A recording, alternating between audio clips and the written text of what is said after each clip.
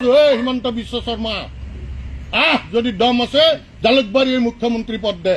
ঘৰখন বিজেপি আমি কৰিছো, হিমন্ত বিশ্ব শৰ্মাই গঢ়া নাই। আমি গঢ়া দলত হিমন্ত বিশ্ব শৰ্মাই আহি খাইছে। আজি যদি তেওঁ আমাৰ যে পুৰণা বিজেপিৰ মূৰত যে থপিলে, তেওঁ কিয় জালুকবাৰী এৰি নিদিয়ে?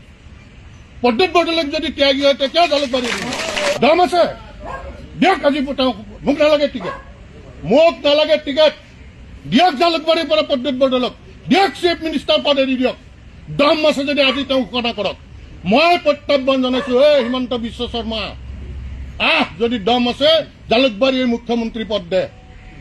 ৰাজনৈতিক হেৰি চলাইছে, গৰু চিণ্ডিকেটটো চলাইছেই, কয়লা চিণ্ডিকেট চলাইছে, চব বালিৰ চিণ্ডিকেটৰ পৰা পলিটিকেল চিণ্ডিকেট চলাইছে। এজিবিৰ কেইটামান ভণ্ড জাতীয়তাবাদীক লগত লৈ এটা ভণ্ড জাতীয়তাবাদীৰ লগত লৈ আজি তেওঁলোকে চলাইছে। মোৰ দুখ যে তেওঁ এনেকুৱা এজন নিষ্ঠাবান কাৰ্যকৰ্তাৰ নাম কাটি যোৱা কালিলৈ কংগ্ৰেছ কৰি থকা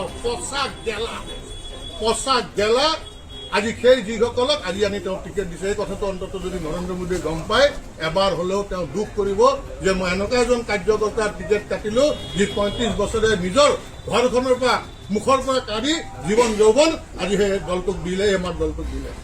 সেইকাৰণে বন্ধুসকল, যে স্পষ্ট কথা, মই ঘৰৰ পৰা নিজৰ ঘৰখন বচাবৰ কাৰণে মই এটা নতুন ৰাজনৈতিক দল খুলিম।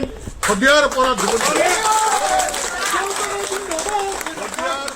ধুবুৰীলৈ আমাৰ যিমান আমাৰ কাৰ্যকৰ্তাক উপেক্ষিত হৈ আছে, আজি যিমান কাৰ্যকৰ্তাৰ বাবে আজি বিজেপি দল আজি পাৱাৰত আছে, যাৰ কাৰণে আজি এইসকল কংগ্ৰেছী আহি আমাক লাহে লাহে নোহোৱা কৰি আমাক ধ্বংস কৰি নিজে গোটেই মানে অধিগ্ৰহণ কৰি ললে, তাৰ বিৰুদ্ধে মাত মাতিবৰ কাৰণে। আৰু আমি সমগ্ৰ অসমত সময় অভাৱ, অন্তত মই আজিৰ পৰা ফোনেৰে আৰম্ভ কৰিম আৰু এই দলটোৰ জৰিয়তে আমাৰ মূল দলটোক ৰক্ষা কৰিব লাগিব। কাৰণ বাজপেয়ীজীৰ আদৰ্শ আমি আহি অসমৰ স্বাৰ্থত, অসমীয়াৰ স্বাৰ্থত বিজেপি কৰিছিলো।